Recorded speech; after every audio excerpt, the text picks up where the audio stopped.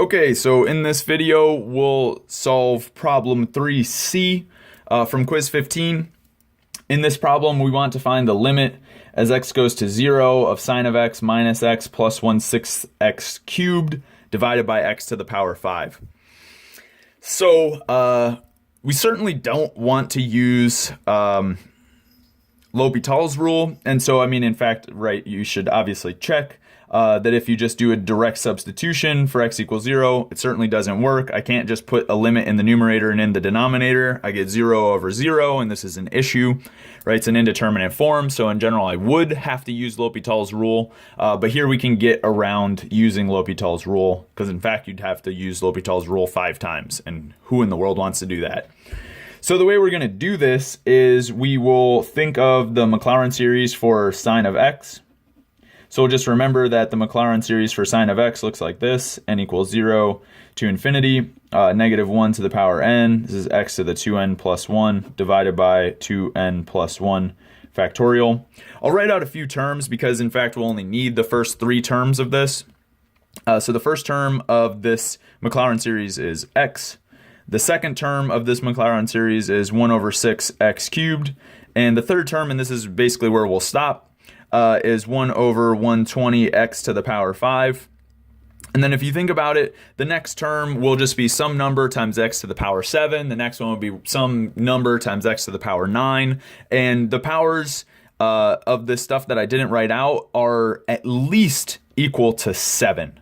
Right, so it's 7, 9, 11, 13, so on and so forth, just going through all of the odd positive integers. Okay, so, but either way, what I'm saying is the rest of this stuff here all has higher powers than 5. Okay, so what we're going to do then is substitute this Maclaurin series in for sine of x. So we'll take a limit at some point as x goes to 0. And so we have x minus 1 6 x cubed plus 1 over 120 x to the power 5 minus a bunch of junk with powers that are at least higher than 5. Well, in fact, they're higher than 7.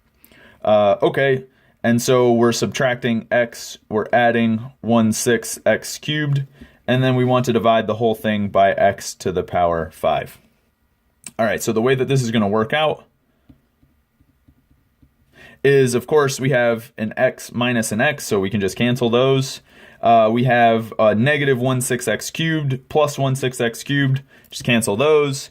We're left with 1 over 120 x to the power 5 in the numerator, minus some stuff that all has powers higher than 7, and then we're dividing by x to the power 5.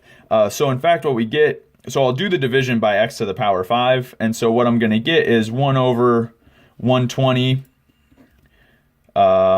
minus, and if you think about it, everything here had order at least 7. I divided by 5, so everything here now has order at least 2.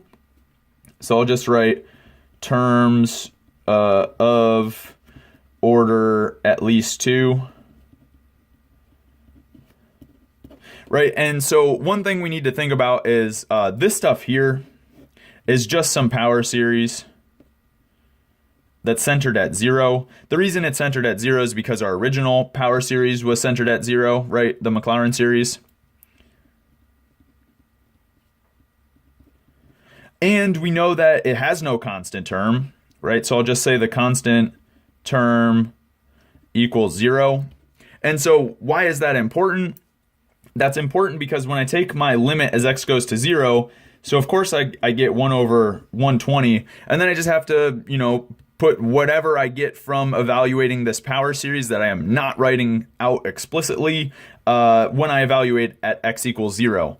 But in fact, x equals 0 is the center of the power series. And we know that when we evaluate a power series at the center, we just get the constant term, but the constant term is equal to 0, right? So in some sense, I can just write minus 0, done, right? This is 1 over 120, and that's our limit. Okay, and it can be checked by L'Hopital's rule, but like I said, you will in fact have to use L'Hopital's rule 5 times. So I think that this method is more advantageous. Okay, but you be the judge.